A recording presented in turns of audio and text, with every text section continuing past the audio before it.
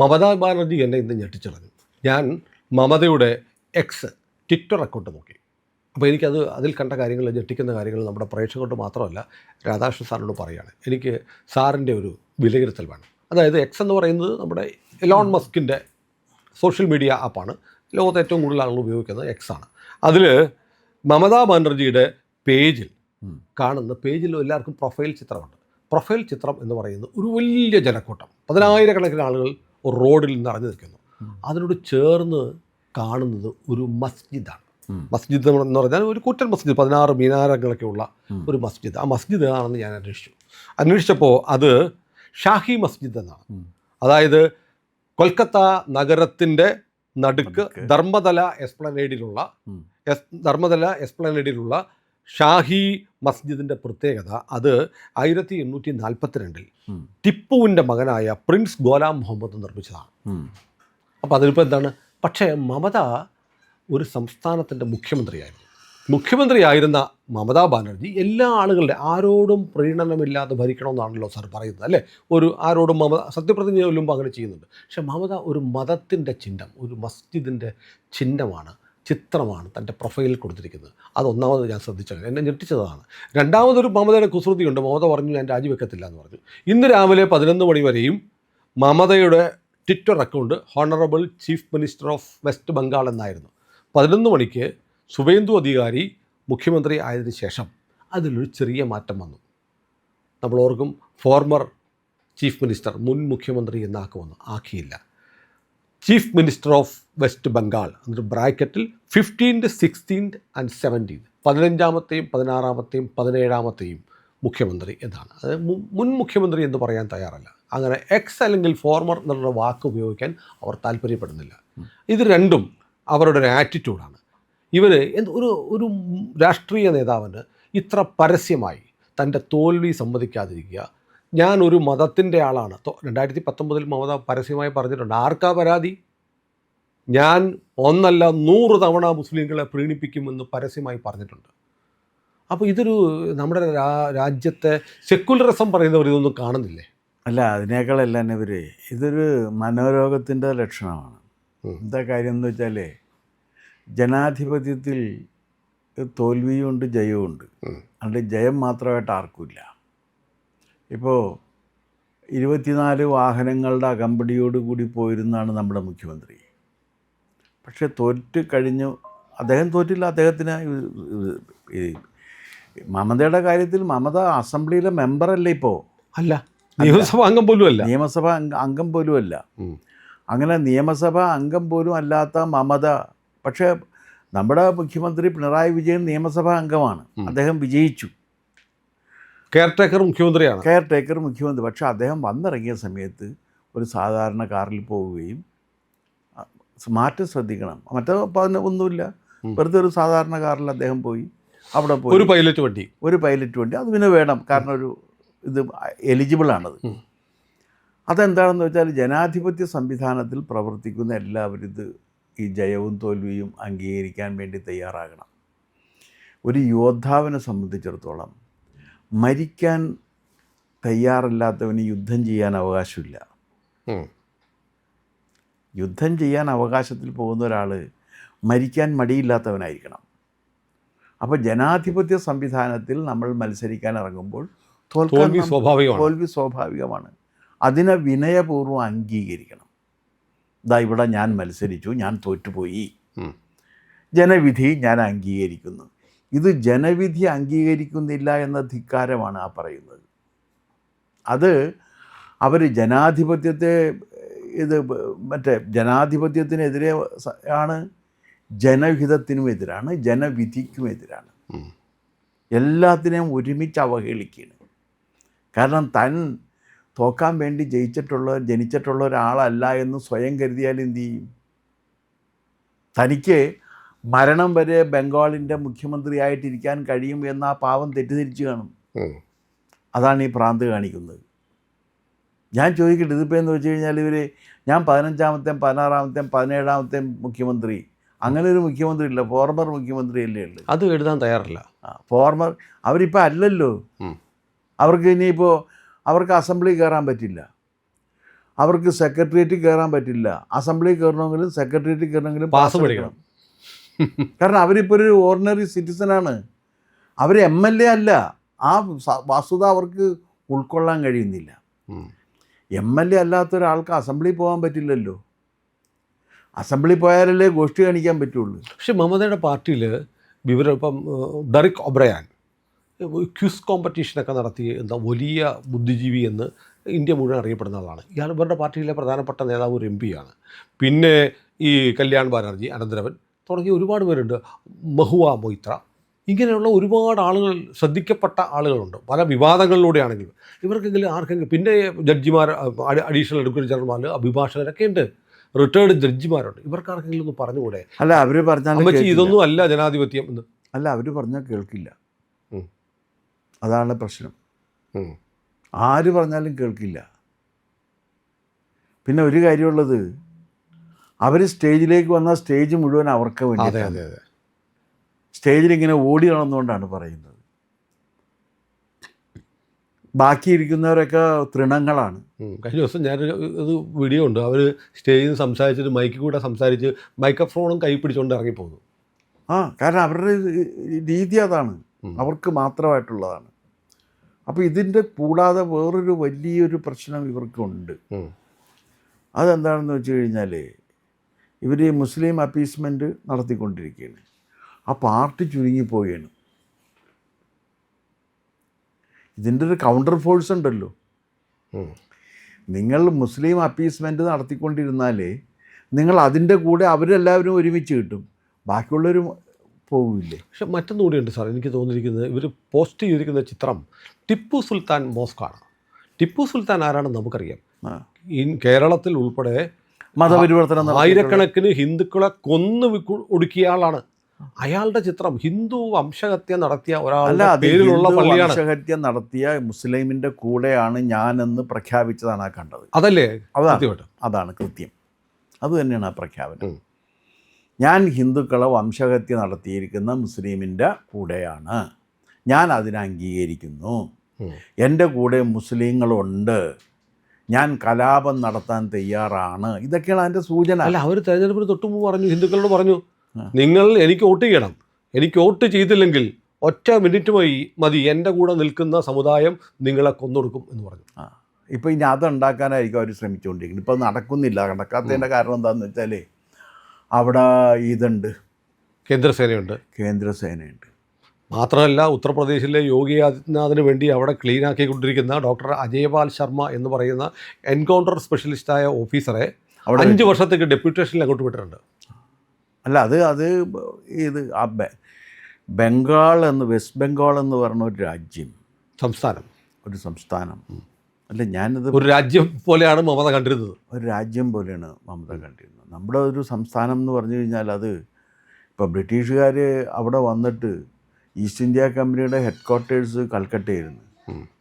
എന്താ കാരണം? അന്ന് ഏറ്റവും സമ്പന്നമായൊരു പ്രദേശമാണ് ബംഗാൾ. ബംഗാളിൻ്റെ ഒരു വലിയ പാരമ്പര്യമില്ലേ? ശ്രീരാമകൃഷ്ണ പരമഹംസൻ, വിവേകാനന്ദൻ,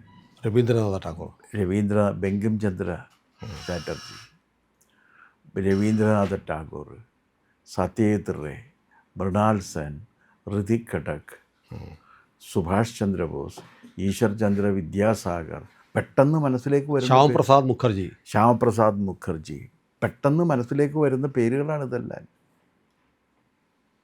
പെട്ടെന്ന്.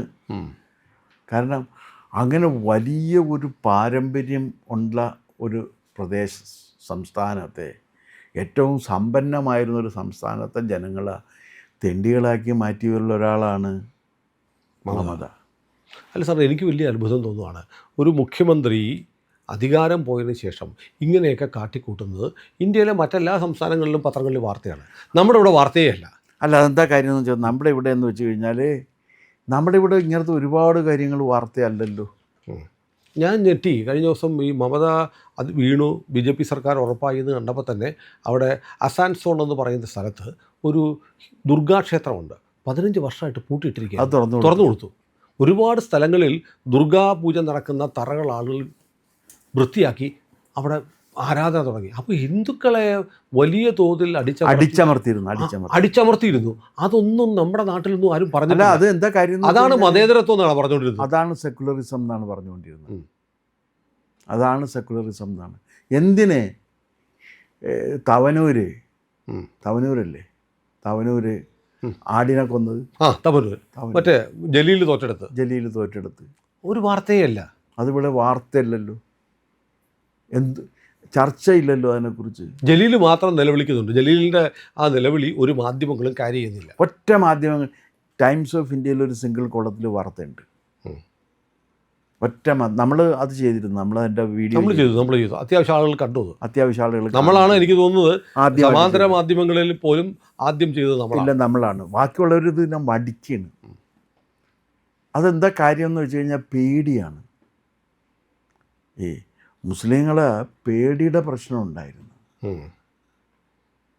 അതൊരു വലിയ ഇഷ്യൂ തന്നെയാണ്. ഇപ്പോൾ ആരെന്തൊക്കെ പറഞ്ഞാലും അത് നമുക്ക് നിഷേധിക്കാൻ വയ്യാത്ത വിധത്തിലാണ്. ഇതിപ്പോൾ ഇവിടെ ഈ മറ്റേ RSS വന്നതിന് ശേഷമാണ് വർഗീയലാഭം ഉണ്ടായേക്കണമെന്നാണല്ലോ ഇവിടെയൊക്കെ എല്ലാവരുമൊക്കെ പറഞ്ഞു വരുത്തുന്നത്. RSS വരുന്നില്ലായിരുന്നെങ്കിൽ വർഗീയലാഭം ഉണ്ടാകുമായിരുന്നില്ല എന്ന്. പക്ഷേ വേറൊരു കാര്യം നിങ്ങൾ വിഭജന സമയത്ത് RSS ഇല്ലല്ലോ. അല്ല, ഒരു സംഗതി ഉള്ളത് 1915 വള്ളത്തോൾ എഴുതിയ ഒരു കവിതയുണ്ട്. വള്ളത്തോൾ ഇതാണല്ലോ, സെക്കുലറാണല്ലോ, സംശയമില്ല. വള്ളത്തോൾ എഴുതിയ ഒരു കവിതയിൽ മുസ്ലിങ്ങളെ വിശേഷിപ്പിച്ചിരിക്കുന്നത് തട്ടിപ്പറി തൊഴിലായി പുലരും മുഹമ്മദീയൻ എന്നാണ്. അത് എങ്ങനെയാണെന്ന് വെച്ച് കഴിഞ്ഞാൽ അതൊരു സിംഗിൾ പേഴ്സണെ കുറിച്ച് ആയിരിക്കും. മുഹമ്മദീയർ എന്ന് പറഞ്ഞാൽ എന്തു ചെയ്യും? സിംഗിൾ പേഴ്സണെ കുറിച്ചല്ല. അതായത് ആ കവിതയുടെ പേര് കഠാരയുമായി കഴുത്തറക്കാനും ബലാത്സംഗം ചെയ്യാനും നടക്കുന്ന മാപ്പിളയെക്കുറിച്ച് വള്ളത്തോൾ ഒരു നായർ സ്ത്രീയും മുഹമ്മദീയനും എന്ന് പറഞ്ഞ കവിത. ഒരു നായർ സ്ത്രീയും മുഹമ്മദീയനും. അപ്പോൾ ഇവളെ കണ്ടു കഴിഞ്ഞപ്പോഴേക്കും ഉടനെ തന്നെ എന്ത് ചെയ്യുന്നു വെച്ചാൽ ഇവളെ ബലാത്സംഗം ചെയ്യാൻ വേണ്ടി ഇയാൾ ശ്രമിക്കുമെന്ന് കണ്ടിട്ട് ഈ സ്ത്രീ കരിക്കും വെള്ളം കൊടുക്കാമെന്ന് പറഞ്ഞിട്ട് അയാളുടെ കഴുത്തിറക്കുന്നതാണ് ആ ഇതിൻ്റെ ഇത് 15 നടക്കുന്നത്. അന്ന് RSS ഇല്ല. BJP ഇല്ല. RSS 25 RSS രൂപീകരിക്കുന്നത്. അന്ന് RSS ഇല്ല. മലബാറിൽ നടന്ന കാര്യമാണ് ഞാൻ പറയുന്നത്. അത് കഴിഞ്ഞിട്ട് 6 കൊല്ലം കഴിഞ്ഞാണ് മലബാറിലെ വംശഹത്യ നടക്കുന്നത്. ആ വംശഹത്യ നടക്കുന്നതിന് മുൻപ് അവിടെ 5 മാപ്പിള കലാപങ്ങൾ നടന്നിട്ടുണ്ട്. അതിൽ ഒരെണ്ണത്തിൽ ഈ വാരിയം കുന്നൻ്റെ ബാപ്പ പ്രതിയായിരുന്നു, നാടുകടത്തപ്പെട്ടതാണ്. അങ്ങനെ നാടുകടത്തപ്പെട്ട് കഴിഞ്ഞിട്ടാണ് പിന്നെ പോത്തും വണ്ടിയുമായിട്ട് ഇയാൾ വരുന്നത്. പോത്തുവണ്ടി ഉണ്ടല്ല, ഇതാണ് കാളവണ്ടിയുമായിട്ട് ഇയാൾ വരുന്നത്. അങ്ങനെയാണ് വരുന്നത്. അപ്പോൾ ഇതെന്താണെന്ന് വെച്ച് കഴിഞ്ഞാൽ ഇത് വള്ളത്തോൾ പോലും ഇങ്ങനെ എഴുതുന്നു എന്ന് പറഞ്ഞാൽ എന്തായിരിക്കും അവസ്ഥ? നമ്മളൊന്ന് ആലോചിച്ച് നോക്ക്. അല്ല, ആശാൻ എഴുതിയിട്ടില്ലേ?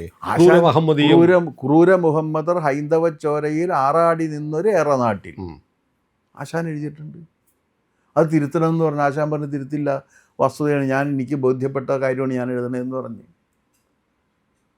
അപ്പോൾ മുസ്ലിങ്ങൾക്ക് ഇങ്ങനൊരു സ്വഭാവം വന്ന് പെട്ടിട്ടുണ്ട്. അതിപ്പോൾ ആര് നിഷേധിച്ചാൽ, അല്ലെങ്കിൽ വള്ളത്തോളാണല്ലോ എഴുതിയേക്കണം. അതെ. ഇപ്പോൾ ആടിനെ വെട്ടുക എന്ന് പറഞ്ഞു കഴിഞ്ഞാൽ കഴുത്ത് വെട്ടുന്നതിന് തുല്യമാണ്.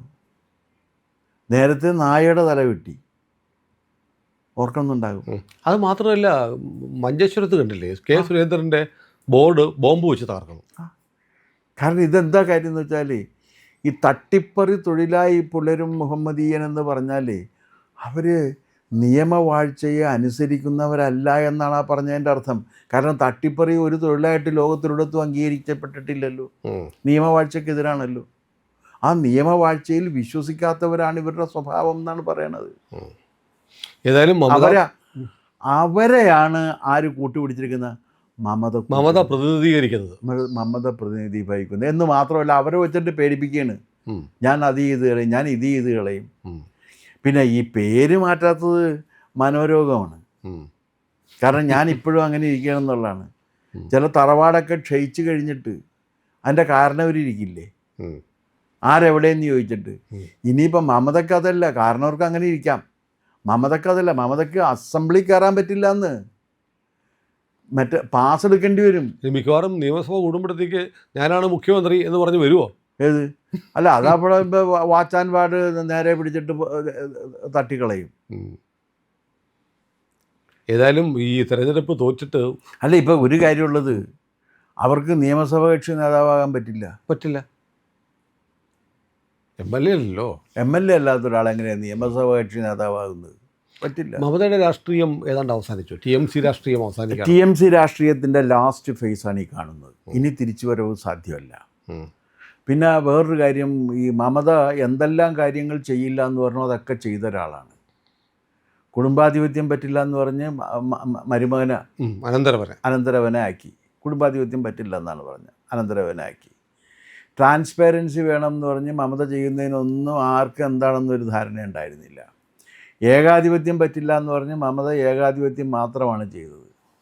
ജനാധിപത്യം വേണമെന്ന് പറഞ്ഞ് മമത ഇരിക്കാൻ പോലും വേറൊരാൾക്ക് സ്പേസ് കൊടുക്കില്ല, കസേര കൊടുക്കില്ല. പിന്നെ മമത മാത്രം പ്രസംഗിക്കും. ഇങ്ങനെയുള്ള ഒരാളാണ്. ഏതായാലും ബംഗാൾ അതിൻ്റെ ഒരു ഗരിമ വീണ്ടെടുത്തു എന്ന് പറയാം. അല്ല, ബംഗാൾ അതിൻ്റെ ഒരു ഇത് എന്താണെന്ന് വെച്ച് കഴിഞ്ഞാൽ, ബംഗാൾ വലിയൊരു സാംസ്കാരിക രാജ്യമാണ്. ആ സംസ്കാരം അത് ആധ്യാത്മിക സംസ്കാരമാണ്, സനാതന സംസ്കാരമാണ്. Have you ever heard of his silent steps, he comes ever comes എന്ന് ടാഗോർ എഴുതുമ്പോൾ, ഗീതാഞ്ജലിയിൽ ടാഗോർ എഴുതുമ്പോൾ, അത് ആരാണ്? ഇങ്ങനെ നടന്നു വരുന്ന ദൈവത്തിൻ്റെ കാലടി സ്വനം ഞാൻ കേൾക്കുന്നു എന്നാണ് പറയുന്നത്. നീ കേട്ടോ എന്നാണ് ചോദിക്കുന്നത്. Have you ever heard of his silent steps, he comes ever comes. എപ്പോഴും വന്നുകൊണ്ടിരിക്കുന്ന ആ ദൈവത്തെക്കുറിച്ചൊക്കെ എഴുതിയ, ആ സംസ്കാരത്തെക്കുറിച്ചൊക്കെ എഴുതിയ ഒരു വലിയ പാരമ്പര്യം. ടാഗോർ പിന്നെയും പറഞ്ഞത് ആ ഔന്നത്യത്തിലേക്ക് എൻ്റെ നാടിനെ ഉയർത്തണമേ എന്നല്ലേ പറഞ്ഞു. ആ ഔന്നത്യത്തിലേക്ക് എൻ്റെ നാടിനെ ഉയർത്തണമേ എന്നാണ്. മമത എന്താണ് ചെയ്തത്? പിന്നെ അത് തന്നെയല്ല, ആനന്ദമഠം പോലുള്ളൊരു ബങ്കിം ചന്ദ്രൻ്റെ നോവല്, താരാശങ്കറിൻ്റെ ആരോഗ്യനികേതനം പോലെ, ഇങ്ങനെ വലിയ പാരമ്പര്യമുള്ളൊരു രാജ്യത്തെ ഛിന്ന ഭിന്നമാക്കി കളഞ്ഞു എന്നുള്ളതാണ്. അതിൻ്റെ ഒരു ഫലം എന്താണെന്ന് വെച്ചാൽ, ഇവിടെ വന്നിരുന്ന ബംഗാളികൾ വരുന്നില്ല. കാരണം അവർക്ക് അവിടെ ജോലി കിട്ടുകയെന്ന് പറഞ്ഞിട്ടുണ്ട്, കൃഷി പുനരുജ്ജീവിപ്പിക്കാമെന്ന് പറഞ്ഞിട്ടുണ്ട്, വെള്ളം കൊടുക്കാമെന്ന് പറഞ്ഞിട്ടുണ്ട്.